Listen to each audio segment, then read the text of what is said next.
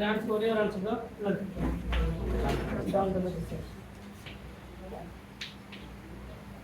இந்த intensity level பார்க்கணும். அதை வச்சு தான் அவங்க சொல்கிறாங்க இந்த இன்டென்சிட்டி எப்படி இருக்கும், இந்த இன்டென்சிட்டி எப்படி இருக்கும்.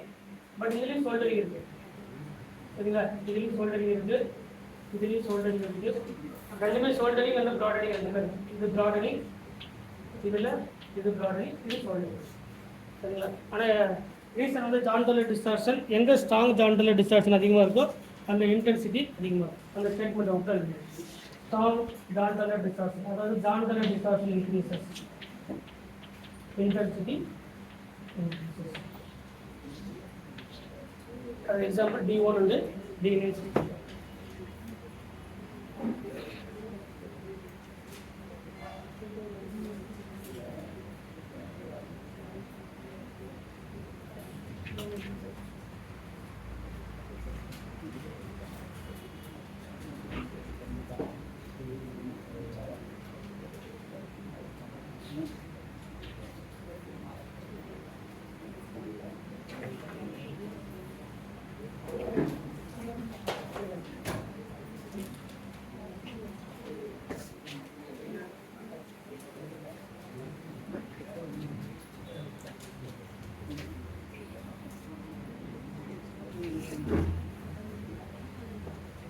At the B term of splitting, only F term of splitting.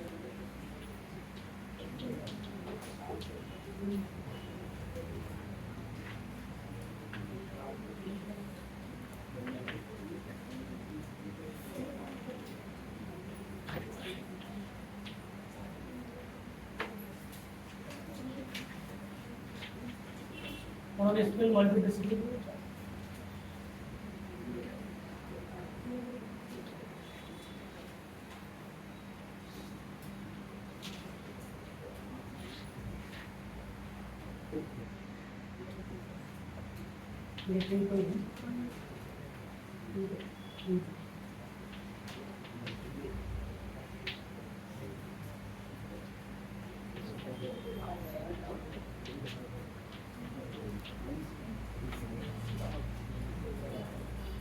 இதெல்லாம் பாருங்க, நமக்கு ஆல்ரெடி தெரியும். டி டேர்மை பொறுத்த வரைக்கும் எத்தனை டிரான்சிஷன் வந்து பாசிபிள்?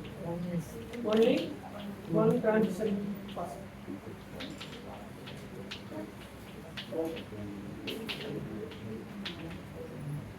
முன்ன சொன்ன மாதிரி ஜான்டலர் எடுத்து பார்த்தீங்கன்னா 3 டிரான்சிஷன் வந்து பாசிபிள். முன்ன ஜான்டலர் பார்த்தோமா இல்லையா, D1G, A1G, B2G, இதில் EG எடுத்து பார்த்தீங்கன்னா ஈச்சிலிருந்து ஃபர்ஸ்ட் இப்படி B2G, ஈச்சிலிருந்து A1G, ஈச்சிலிருந்து D1G 3 டிரான்சிஷன் வந்து பாசிபிள். அந்த 3 டிரான்சிஷனில் 2 வந்து ஓவர்லாப் ஆகுது. இது இன்டென்சிட்டி, இதில் ஈச்சிலிருந்து மேலே இருந்து B1G அண்ட் A1G 2 ஓவர்லாப் நடக்கிறதுனால ஒரு பெரிய பிக்கப் கிடைக்குது. கீழே இருக்கக்கூடிய பீக் வந்து எது, ஈச்சிலிருந்து B2G இருக்கக்கூடிய ஜெனட்டிக்கல் ரொம்ப மினிமமாக இருக்கிறதுனால அது என்னது பர்பிடியன் டிரான்சிஷன் சொல்கிறாங்க சரிங்களா. அந்த புக்கில் எடுத்து பார்த்தீங்கன்னா தெரிஞ்சிருக்கோம். கீழே இருக்கக்கூடிய EG அண்ட் B2G ரெண்டு என்னது பர்பிடியன் டிரான்சிஷன், மேலே இருக்கக்கூடிய ரெண்டுக்கும் அலௌடு டிரான்சிஷன் தான். பட் அலௌடு டிரான்சிஷன் 2 ஓவர்லாப் ஆகிறதுனால நமக்கு நார்மலாக கிடைக்கக்கூடிய பீக்கோட பீக் எப்படி கிடைக்குது, ரொம்ப ப்ராடாக கிடைக்குதுன்னு இருக்கும்.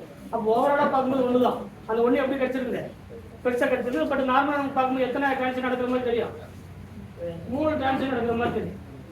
ஆமாம் தானே.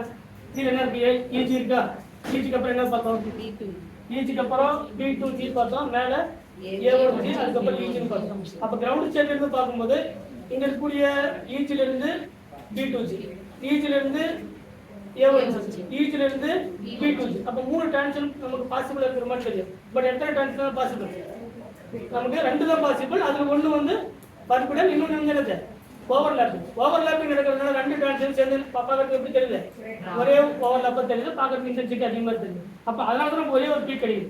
அப்படி 3 டிரான்சிஷன் நமக்கு நடக்கிற மாதிரி தெரியுது. எத்தனை பீக் கிடைச்சிருக்கணும், 3 பீக் கிடைச்சா நமக்கு எத்தனை பீக் தான் கிடைக்குது, ஒரே பீக் தான் கிடைக்குது. அந்த ஒரு பீக் எப்படி கிடைக்குது, ப்ராடாக கிடைக்குது.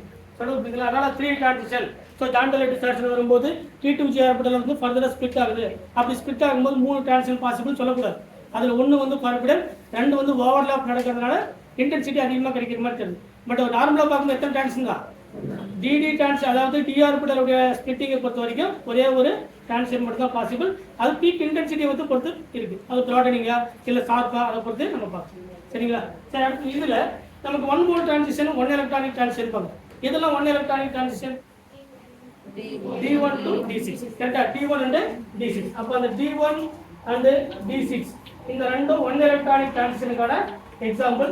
அதே மாதிரி 1 வோல்ட் டிரான்சிஷன் ஒன்று பார்த்துருக்கோம். இது D4 and D9 இது ரெண்டு என்னது? இது 1 எலக்ட்ரானிக் டிரான்சிஷன். இது என்னது?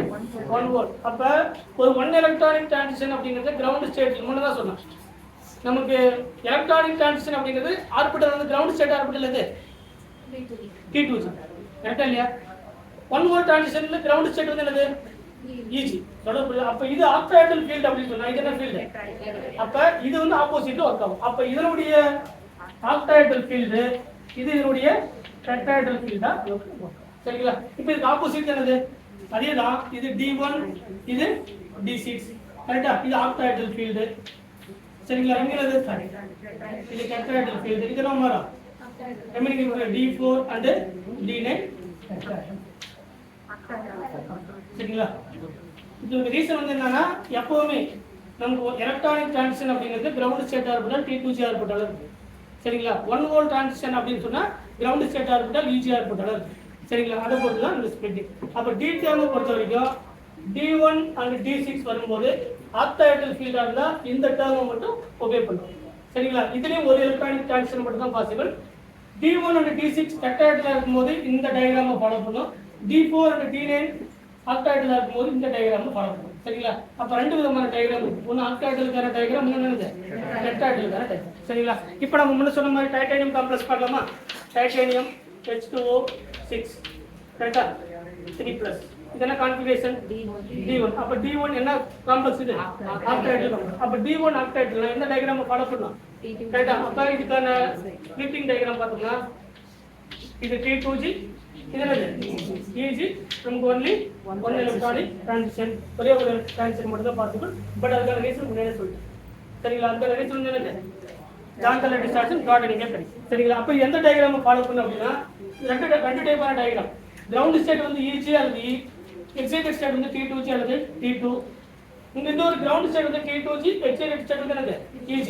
அப்ப இதுல D1 and D6 கான்ஃபிகரேஷன் வரும்போது ஆக்டாய்டல் ஃபீல்டாவோ, D4 and D9 வரும்போது டெட்ராய்டல். அதுக்கு ஆப்போசிட் இந்த டயகிராம். சரிங்களா? இந்த டயகிராம் தான் D டேர்ம். எந்த D டேர்மா இருந்தாலும் நமக்கு எத்தனை டிரான்சிஷன் பாசிபிள்?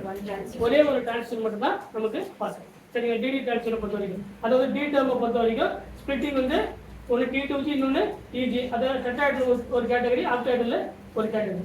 எதுல டெட்ராய்டல் எப்படி ஆக்ட் ஆகும், ஆக்டாய்டல் எப்படி ஆக்ட் ஆகும் அப்படிங்கிறத இந்த டயகிராம் வச்சு நீங்க என்ன பண்ணலாம்? அதுக்கு தகுந்த மாதிரி நீங்க எழுதிக்கணும். சரிங்களா? இப்போ இந்த டயகிராம் தெளிவா புரியுதா? 1 எலக்ட்ரானிக் டிரான்சிஷன் மட்டும்தான் D டேர்ம் இருக்கு. 2 எலக்ட்ரானிக் டிரான்சிஷன் எல்லாமே F டேர்ம் இருக்கு. சரிங்களா? 1 எலக்ட்ரானிக் டிரான்சிஷன் ரெண்டு கேட்டகரி இருக்கு. ஒன்று 1 எலக்ட்ரானிக் டிரான்சிஷன், இன்னொன்று 1 வோல்ட் டிரான்சிஷன் இருக்கு.